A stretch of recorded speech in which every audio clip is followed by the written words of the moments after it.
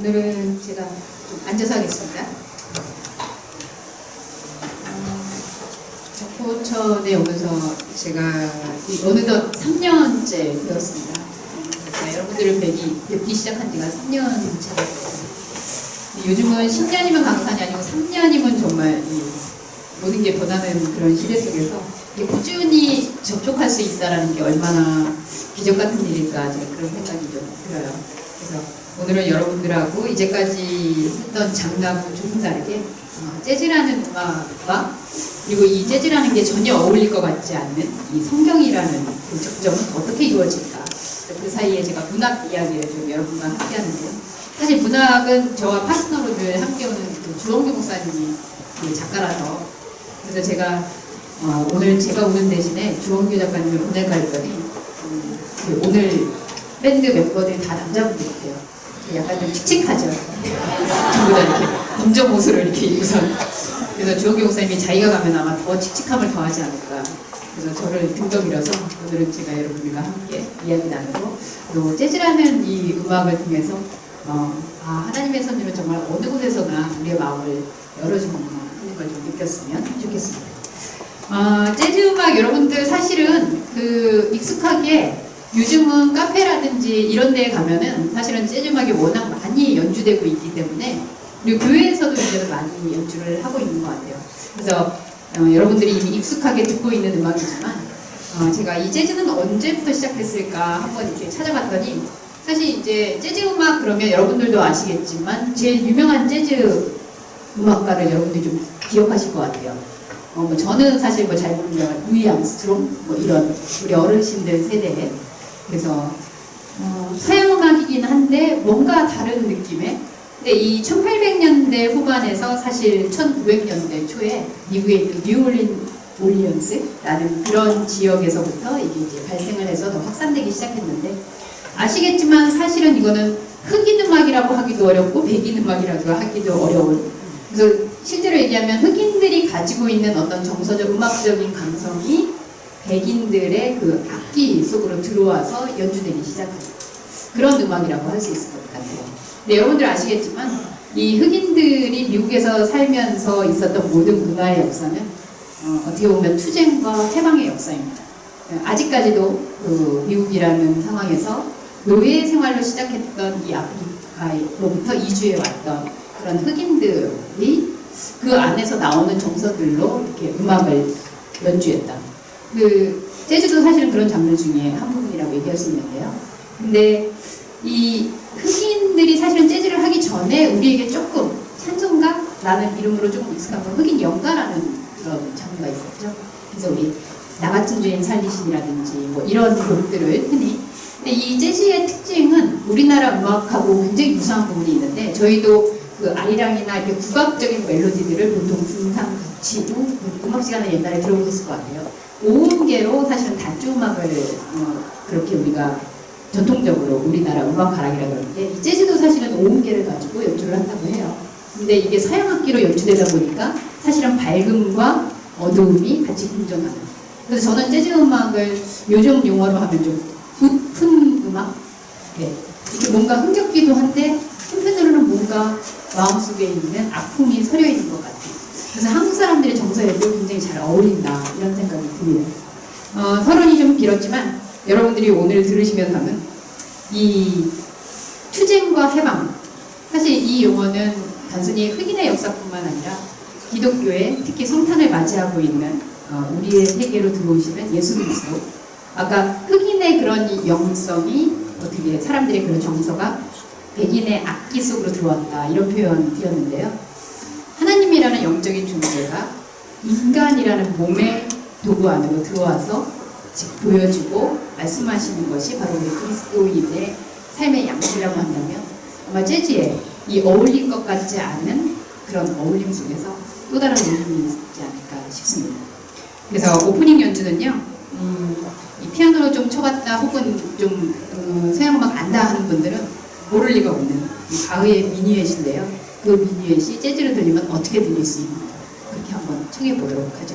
오늘 함께 저와 함께 이렇게 연주해 주실 분들은 보시다시피 이름은 나중에 소개해드릴게요. 보기만 해도 그 상남자의 향기가 물씬 퍼지는 클레리아 밴드입니다. 박수로 청해 주시죠.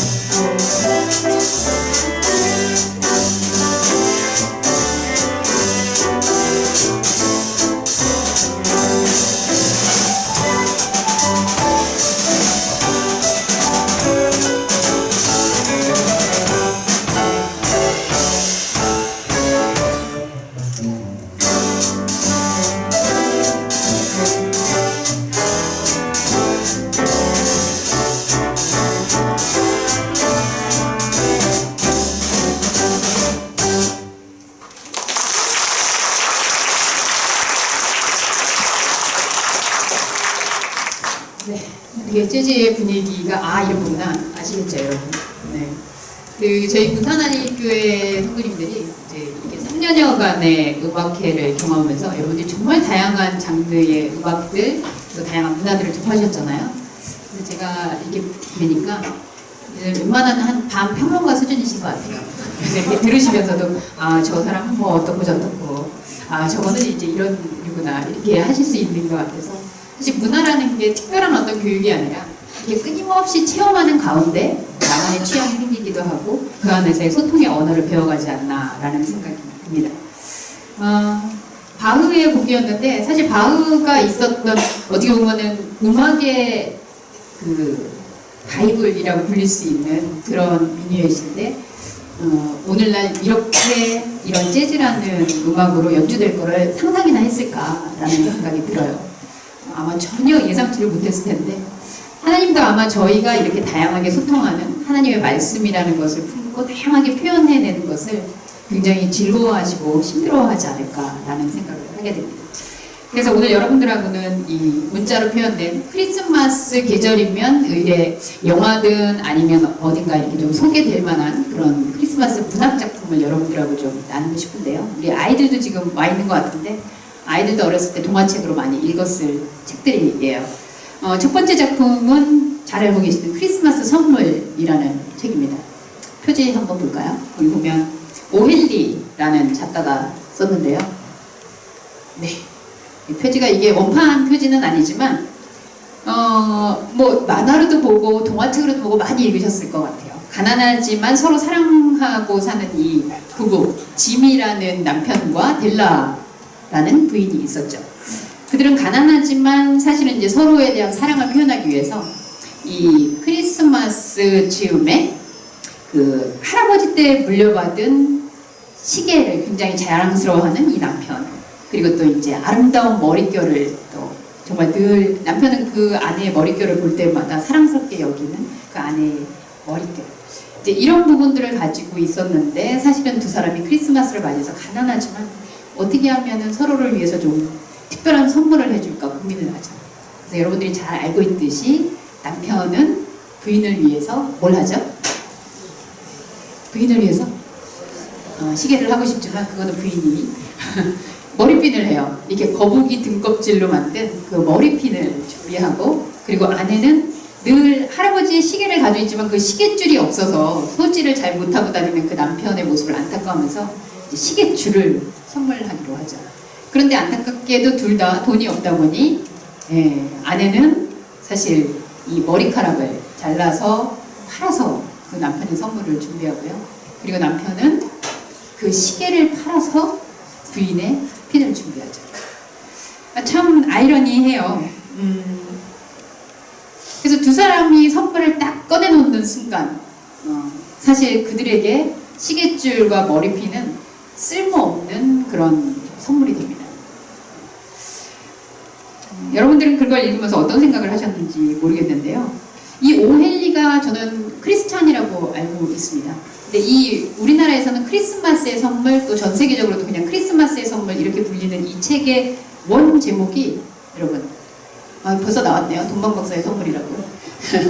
나중에 보여주려고 했는데 네, 여기 보면은 The Gift of the Mag이에요. 근데 이 막이라는 게 우리 그 동방박사를 쓸 때 그 현자, 현인, 그래서 원래의 의미가 사실 동방박사의 선물이라는 의미를 봤을 때 이 오헨리가 여기서 얘기하고 싶었던 이야기는 사실은 동방박사의 선물, 그 기독교적인 의미의 이야기거든요. 왜 이렇게 쓸모없게 된 부부의 선물을 보면서 동방박사의 선물이라고 이야기를 했습니까? 여러분 어떻게 생각하세요? 근데 저는 사실은 어렸을 때는 이 책을 읽으면서 그렇게 생각은 못했고요. 되게 근데 감동적이다. 서로를 위하는 마음이 이렇게 크구나. 이렇게 생각했는데 사실 이 원제목이 동방박사의 선물이라고 했을 때 왜 작가는 이거를 부부의 선물, 사랑의 선물이라고 이야기하지 않고 동방박사의 선물이라는 제목을 굳이 붙였을까? 그런 고민을 해봤어요. 사실은 쓸데없어진 선물. 여러분 한번 상상해 보세요. 예수님이 이 세상에 오신 것을 우리는 선물이라고 사실 얘기하죠. 근데 예수님이 이 세상에서 오셨을 때 정말 그렇게 쓸모 있으신 분인지, 세상의 잣대와 세상의 기준에는. 이 오헨리가 1906년도에 이 발표를 했을 때 사실 이 오헨리가 가지고 있던 그 내적인 모습 속에서는 사실은 이 키워드를 통해서 우리가 두 부부의 이 선물이라는 이야기 속에서 가장 중요한 부분은 쓸모가 없는 선물이라는 거죠. 예수님이 사실은 이 땅에 선물로 오셨다, 은혜로 오셨다, 성탄절에 우리에게 오셨다라는 사실이 우리에게 지금 구원을 발견하는 우리에게는 너무나 가치 있고 소중한 선물이지만 사실 이 가치 있고 소중한 것도 세상에 나가서 써먹으려면 써먹을 데가 없어요. 근데 동방 박사들이 여러분 상상해 보세요. 동방 예수님이 오신 날 사실 마국간에 가서 드리는 선물이 있죠. 뭐죠? 하나가 뭐라고요? 제가 몰라서 황금과 예언과 근데 아시겠지만 예수님 마국간에 지금 누워있잖아요. 그 선물 어디다 쓸까요? 뭐 황금은 좀 돈으로 될 수 있을 것 같은데 사실 세상의 임금이라는 기준을 가지고 동방 박사들이 가지고 온 선물인데 예수님 앞에 그 마국간에 누워있는 예수님 앞에는 하나도 쓸모가 없는 선물이었어요. 그 쓸모 없어진 선물, 그 쓸모를 넘어서는 진짜 선물은 바로 하나님 자신이 우리의 세계로 들어왔다는 거죠. 오엘리의 소설에서도 저는 마찬가지라고 생각합니다. 오엘리는 쓸모 없어진 선물을 둘이 꺼내놓는 그 부부를 통해서 사실은 쓸모를 따질 수 없는 그들의 사랑의 내면의 마음을 읽게 되는 거죠. 그래서 올해는 엉뚱하지만 여러분께 좀 제안해보고 싶어요. 올해의 선물은 우리는 항상 그러잖아요. 그래서 저희 어머니도 맨날 그러세요. 제일 좋은 선물은 현찰이야 이렇게 얘기하시는데 현찰은 모든 쓸모를 다 베풀 수 있기 때문에 근데 올해 크리스마스 때에는 쓸모 있는 선물이 아니라 쓸모 없는 선물을 좀 찾아봤으면 좋겠어요. 우리가 너무 현상세계에서의 쓸모 있는 것에 집중하다 보니까 하나님이 우리에게 오셨을 때 하나님에 대해서도 어떤 쓸모지 그리고 우리의 현상세계에서 하나님은 무엇을 해주지 이런 거에 집중하고 있지 않나 라는 생각을 하게 됩니다. 오엘리가 그런 의도로 썼는지 모르겠지만 저는 분명 이 동방박사의 선물이라는 타이틀을 붙이고 거기에 쓸모없게 된 두 부부의 선물을 소개하고 있는 그 저자는 분명히 쓸모를 넘어서는 선물의 이야기를 하고 싶었을 것이다. 이렇게 생각이 듭니다.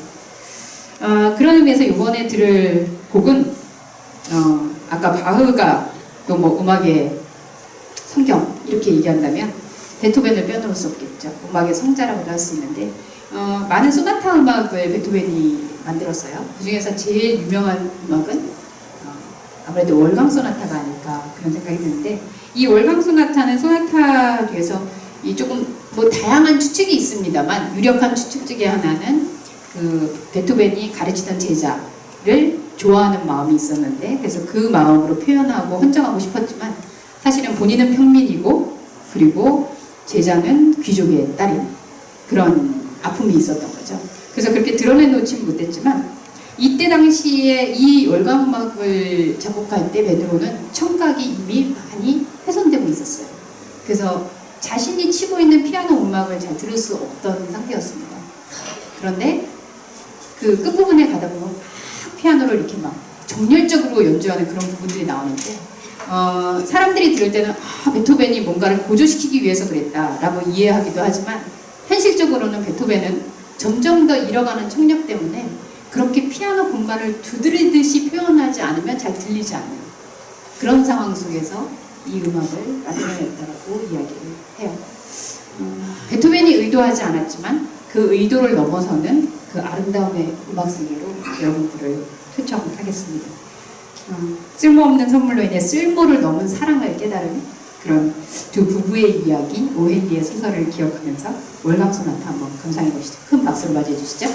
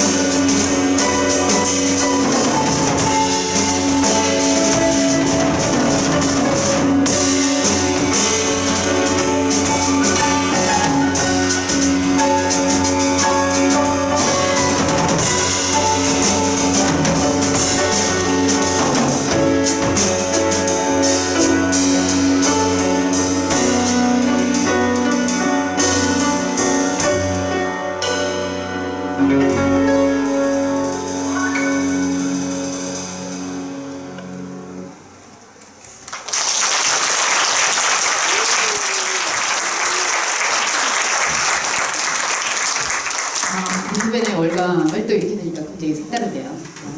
연주할 때 우리 첼로 소리를 조금만 키워주시면 더 좀 잘 들을 수 있을 것 같습니다. 쓸모를 넘어서는 그 선물의 이야기. 그렇게 나누고 이제 우리 베토벤의 음악을 들었는데 두 번째 작품 역시 크리스마스의 선물만큼이나 유명한 작품이죠. 크리스마스 캐럴이라고 하는 찰스 디킨스의 책입니다. 표지 한번 보여주시겠어요? 사실은 근데 크리스마스 캐럴이라는 것보다는 우리에게는 스크루지 라는 크리스마스의 스크루지 영감이라는 표현으로 더 익숙한 책인데요. 이 주인공 스크루지에 대해서 그 작품에 보면 해설이 이렇게 되어 있어요. 스크루지가 어떤 인물이냐? 자린고비 구두쇠로서 인정이라는 눈꼽만치도 없는 수전노이다. 굽은 매부리코, 우그러든 뺨, 뻣뻣한 걸음걸이, 충혈된 눈, 얄팍한 입술, 그리고 귀에 거슬리는 목소리를 가진 생김새부터 인색하기 짝이 없는 인물이다. 이렇게 작품에서 인물을 설명합니다. 딱 봐도 이제 어떤 느낌인지 여러분들 이렇게 이미지가 그려지시죠. 거지들도 스크루지에게는 국어를 안 했다 그래요.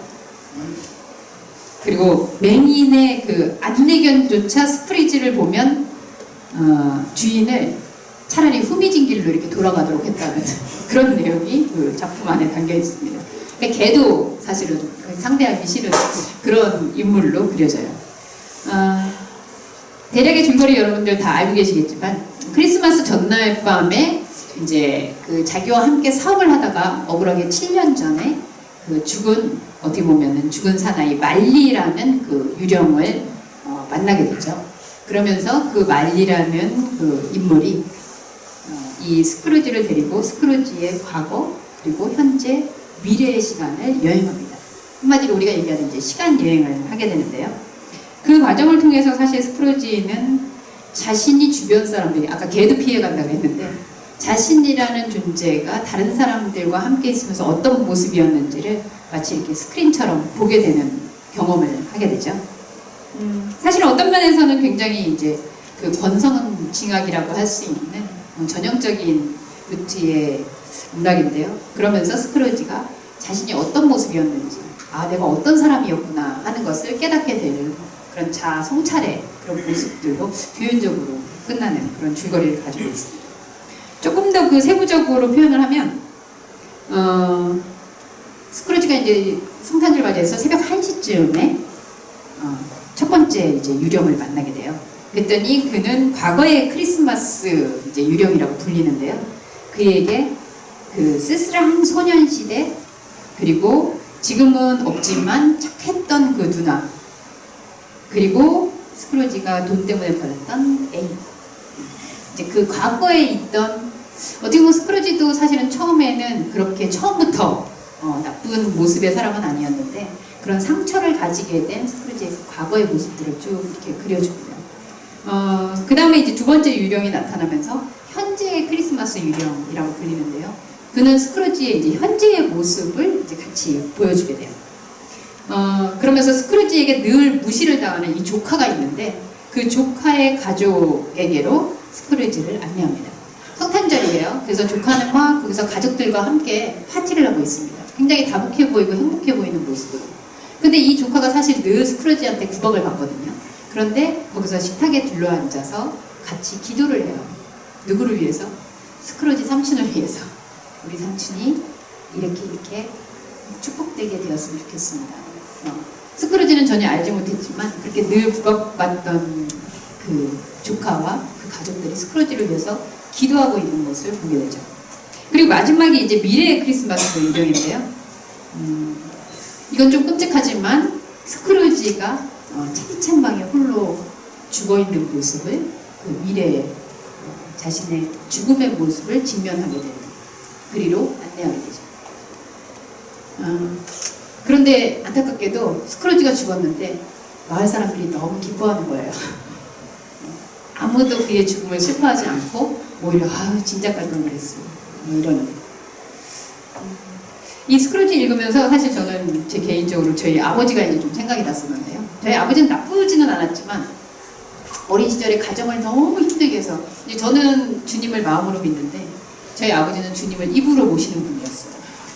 정말 주님과 매일 한시도 떨어지지 않고 늘 주님을 이렇게 입으로 모시는 분이었는데 그러다 보니 가정이 사실은 제대로 운영될 리가 없었죠.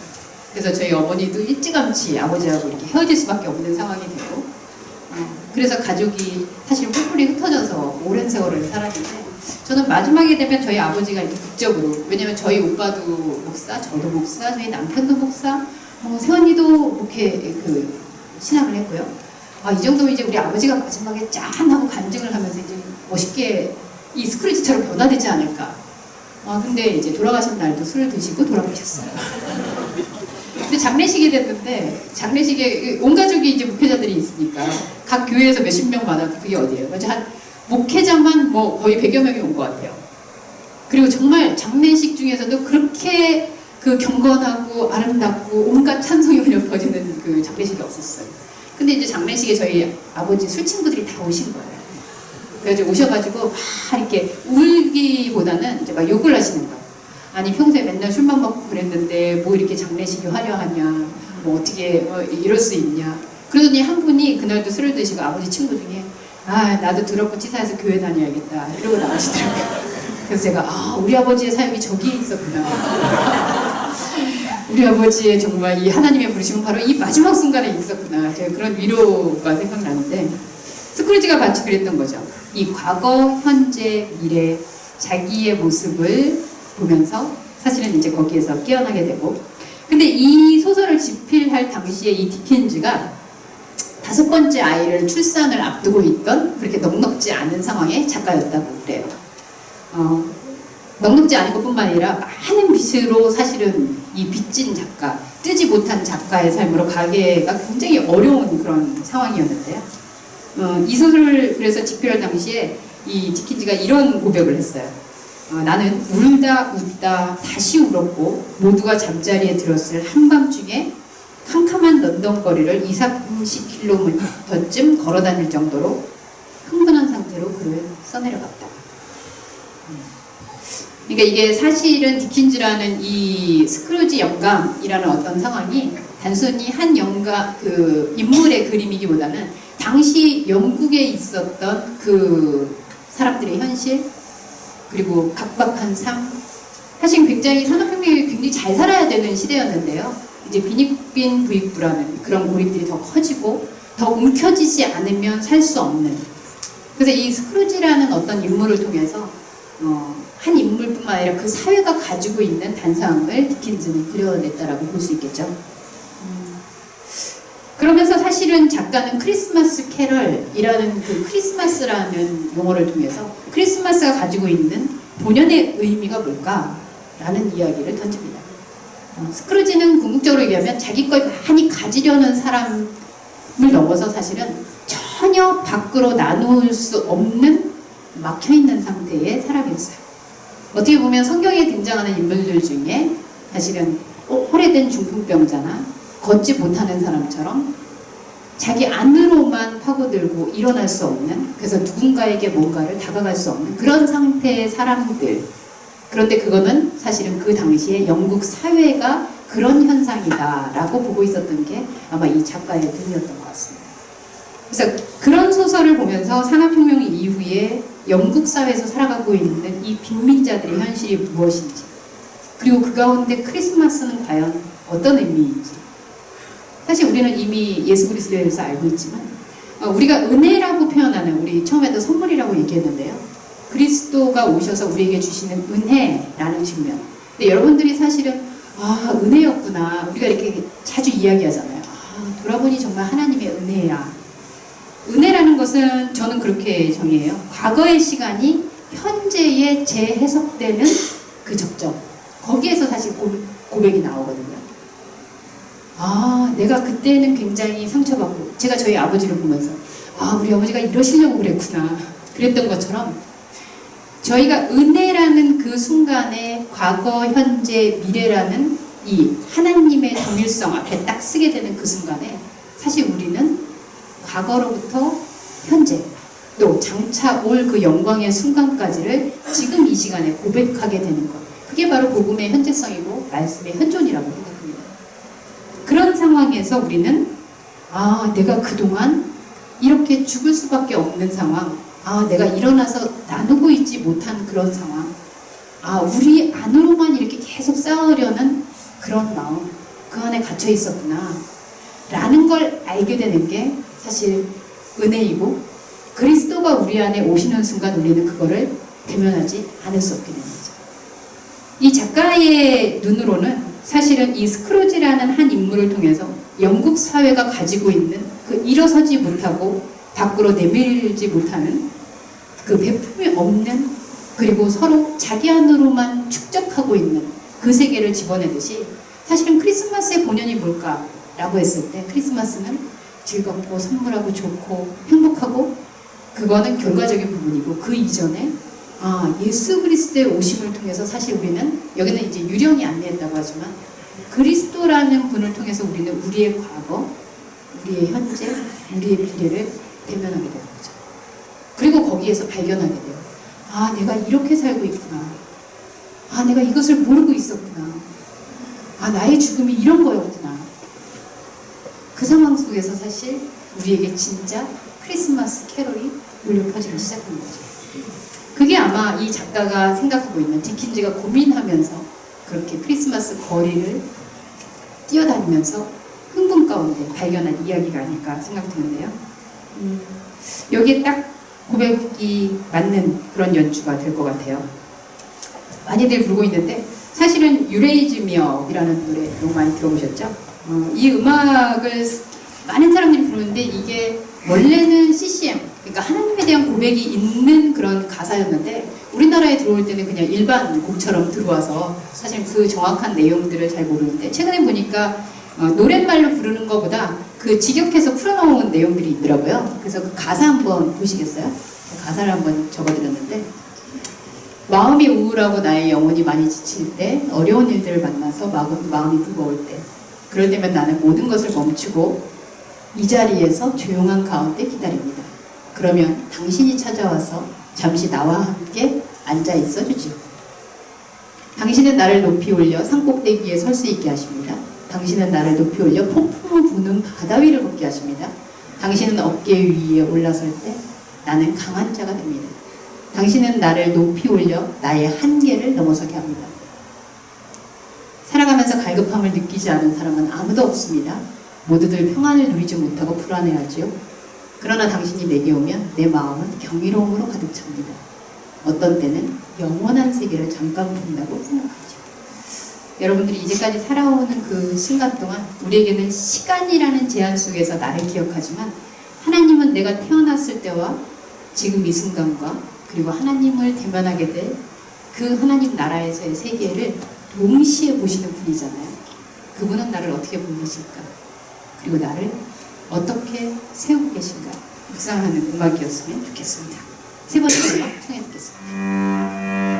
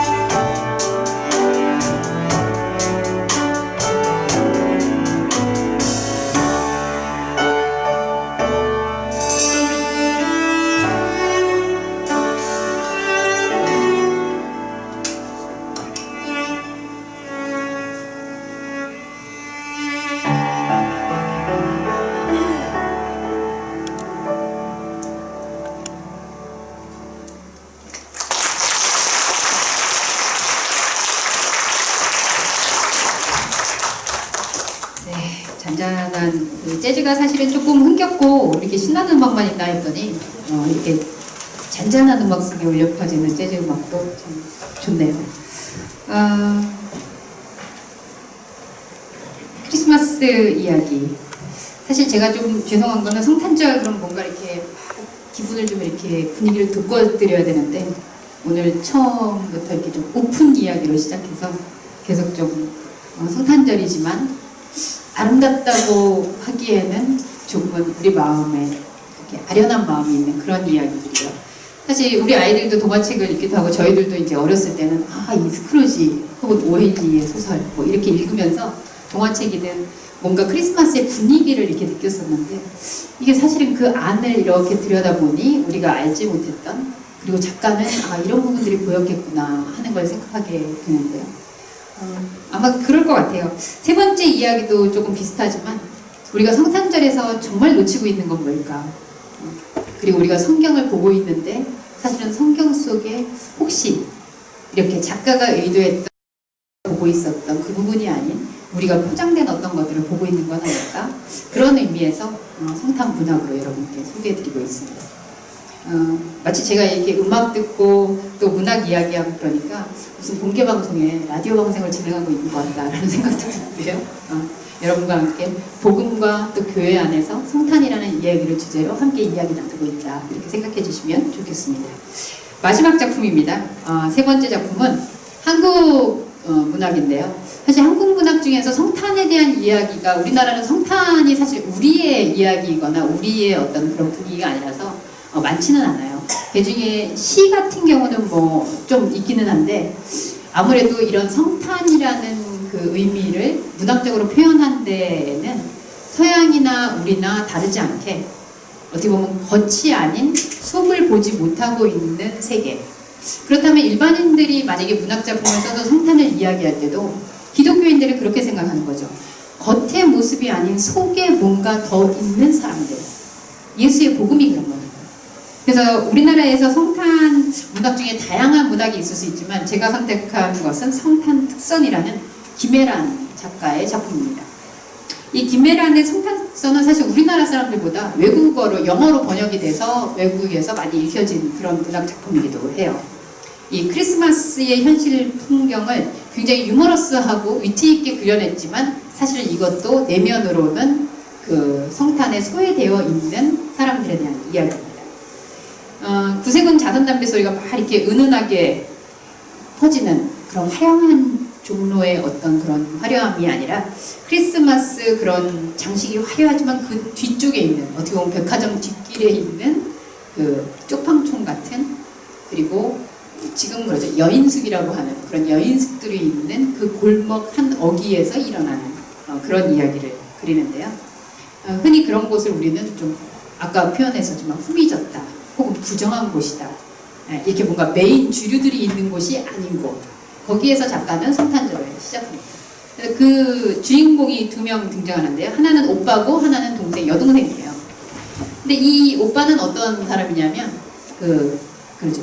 짝퉁이라고 얘기하죠. 짝퉁 아디다스 그 추리닝을 입고 그래서 이렇게 세 줄 있는 또 삼선 슬리퍼라고 하죠.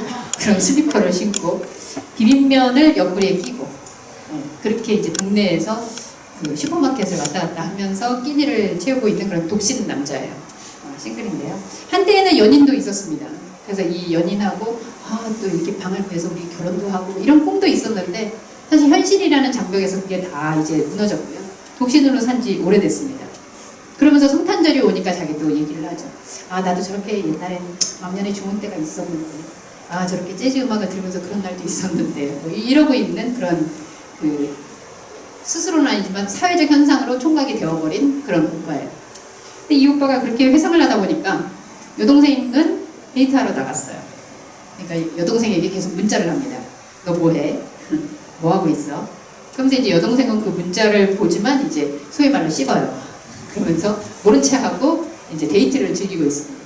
근데 이 여동생도 사실은 오빠하고 서울살이를 같이 이제 하면서 학창시절을 지내고 그랬는데 너무 어려워서 사실은 애인하고 4년을 사귀었는데 4년 차에서야 처음 크리스마스 데이트를 하게 됐어요.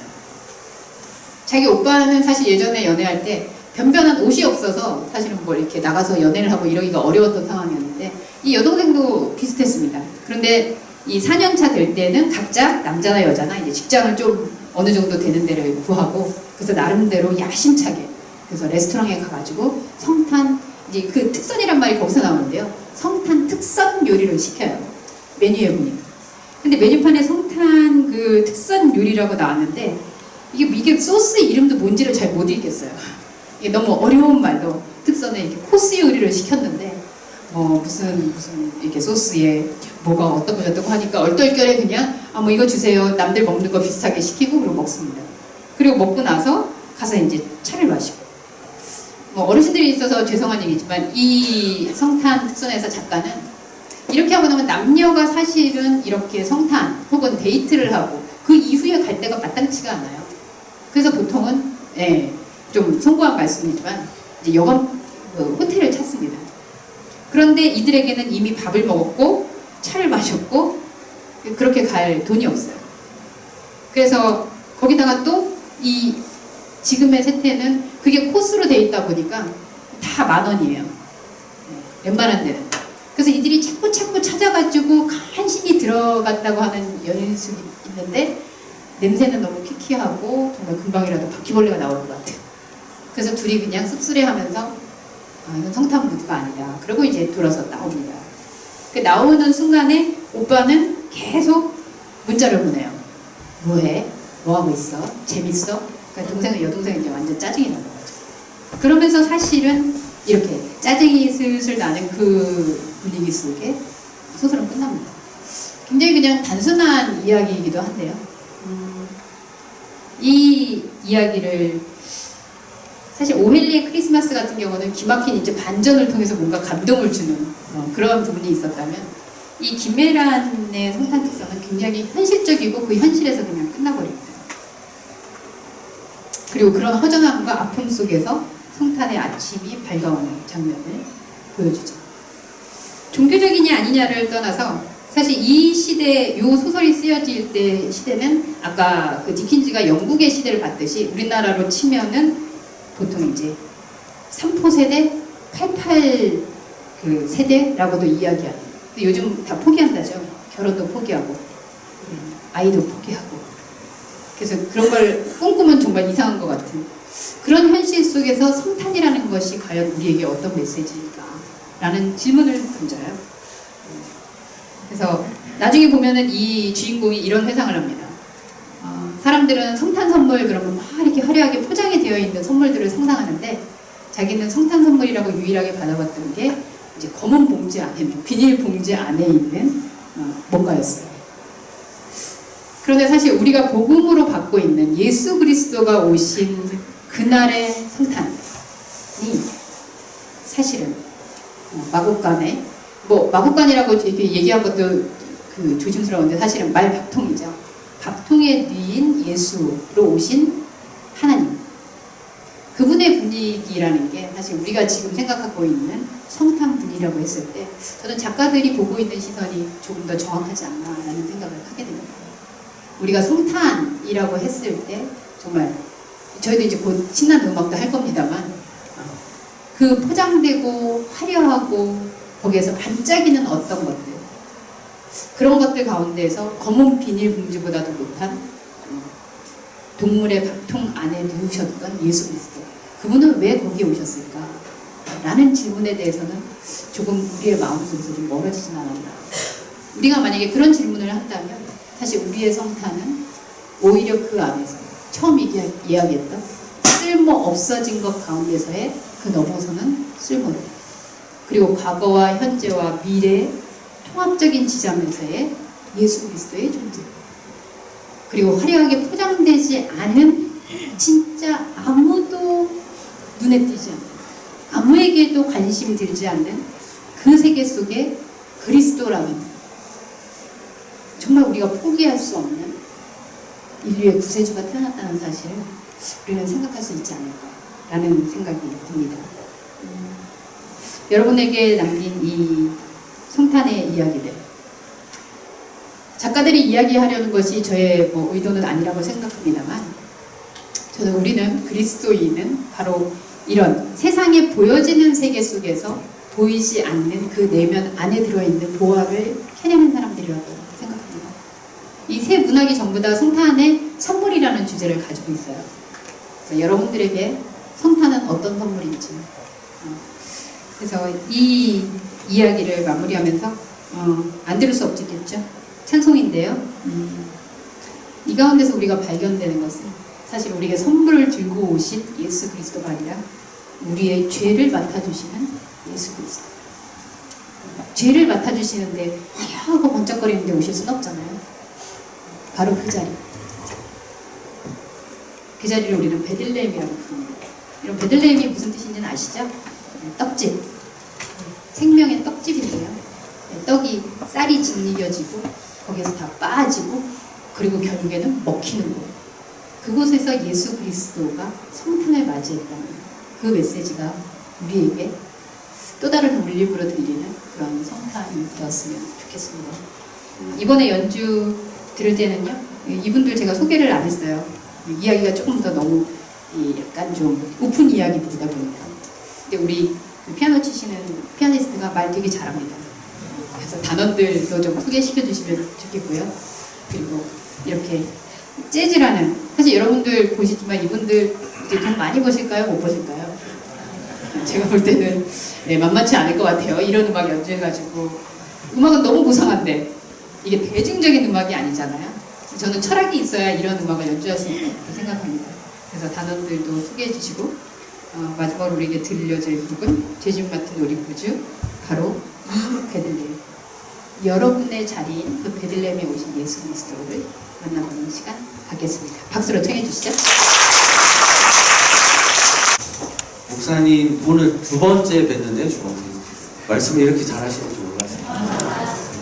전에 우리 서울에 살 때는 좀 뭔가 약간 허술한 느낌이 있었는데, 그죠? 근데 막 그때 야외여서 가지고 막 세팅도 막 이렇게 하면서 또 중간중간 하고 콘센트 없어가지고 콘센트 막 가지고 그랬었는데, 한국 사람들은 원래 멍석을 깔아주면 잘 못한다 그래요. 그래서 굉장히 부담이 되네요. 네, 제가 뭐 말을 막 말솜씨가 좋지는 않지만 간단하게 밴드 소개하고 또 연주 이어나가도록 하겠습니다. 저희 팀 이름이 이제 클레지아인데요. 클레지아는 이제 몇 곡 들으셨겠지만 월강 소나타나 아니면 미뉴에트처럼 클래식 이제 많이들 아시는 그런 클래식 그 곡들을 그 재즈 편곡으로 해서 연주를 하는 그런 재즈 밴드인데 이제 클래식 곡들을 가지고 연주를 하죠. 그래서 좀 색다른 느낌이 좀 드실 것 같아서 이런 음악들을 저희들이 이제 좀 만들어서 연주를 하고 있고요. 올해 8월 달에 또 저희가 1집 앨범을 내서 또 그 곡들, 오늘 연주한 곡들 중에서 이렇게 소개를 했습니다. 멤버 소개하도록 하겠습니다. 첼로의 방효섭 씨.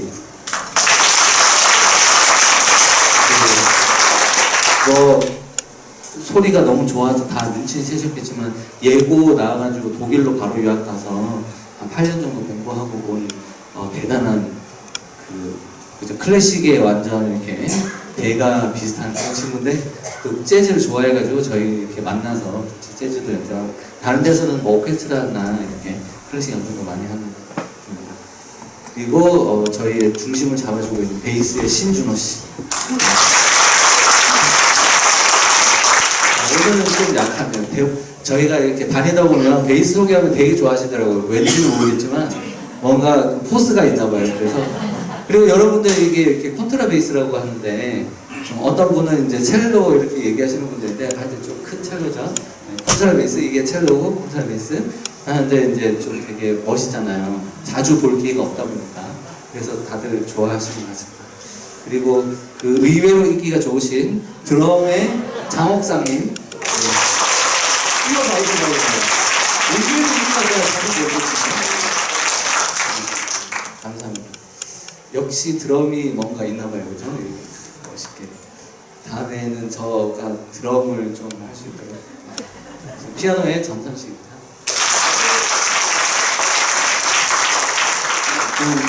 저희 마지막 두 곡 연주해드리고 오늘 마무리를 하려고 하는데요.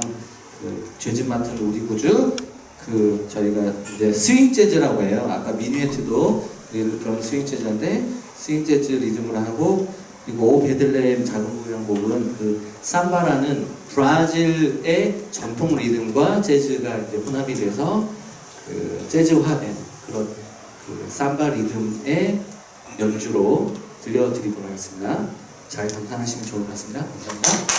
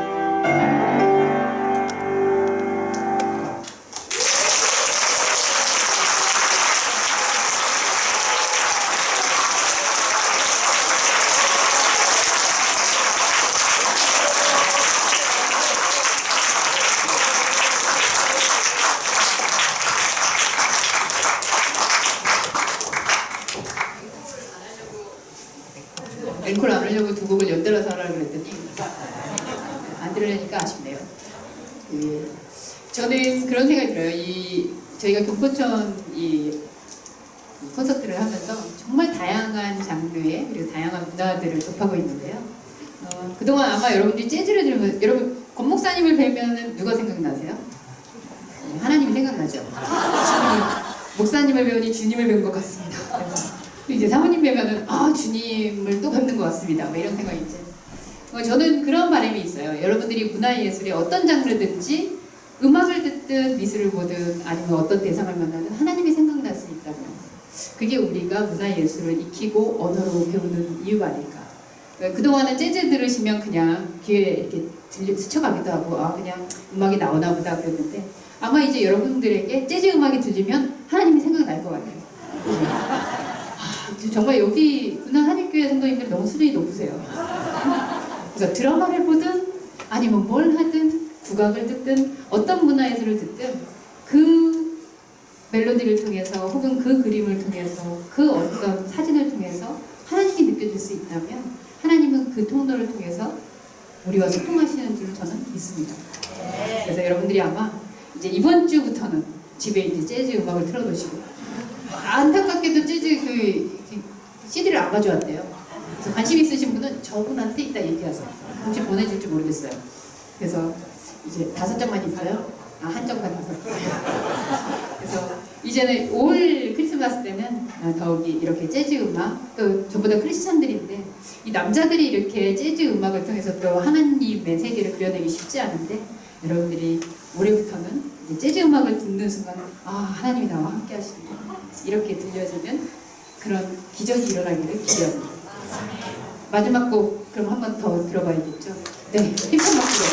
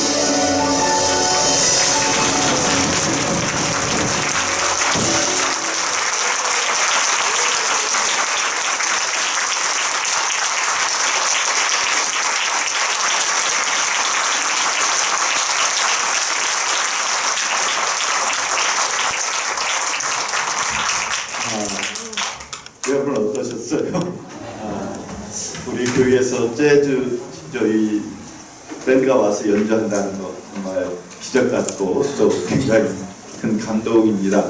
우리 교회에서는 작년에 우리 재즈 공부를 한 적이 있어요. 그때 한 4주 해서 재즈 음악을 들었었는데 우리가 그냥 음악으로만 듣다가 직접 이렇게 현장에서 그 밴드가 연주하는 걸 보니까 아 저게 재즈이구나 하는 것을 우리 그때 같이 공부한 분들은 느끼실 것 같아요. 저도 음악감 있고 또 여기 보면 피아노 가다가 드럼 치다가 이렇게 서로 주고받고 하잖아요.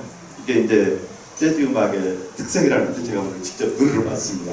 서로 이게 즉흥적으로 주고받고 하면서 하는 건데 그 모습을 보여주어서도 감사하고 특별히 이것을 이제 우리 클래식으로 또 우리 찬양으로 캐롤로 이렇게 해주니까 우리 기독교 음악으로 쉽게 다가올 수 있었던 것 같습니다. 이제 앞으로도 여러분 이 귀에 이 리듬이 울려 퍼질 겁니다. 그러면 아까 말한 것처럼 재즈가 아니라 거기에서 여러분들 하나님을 볼 수 있는 우리 멋진 여러분 모두가 되시기를 바랍니다. 다시 한번 오늘 귀한 크리스마스 문학을 소개해준 주연 목사님과 우리 크레지아 밴드 감사 인사 드리고 다시 한번 인사를 드리고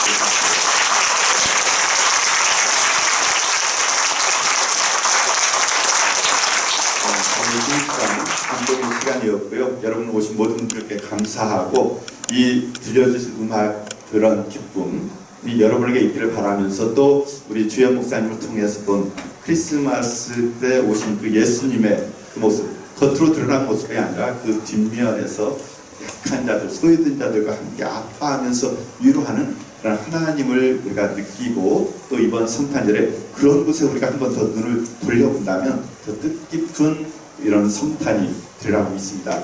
오신 모든 분들 감사하고 여러분 모두에게 그런 행복하고 뜻깊은 성탄절이 되기를 바라면서 제가 기도하고 마치겠습니다.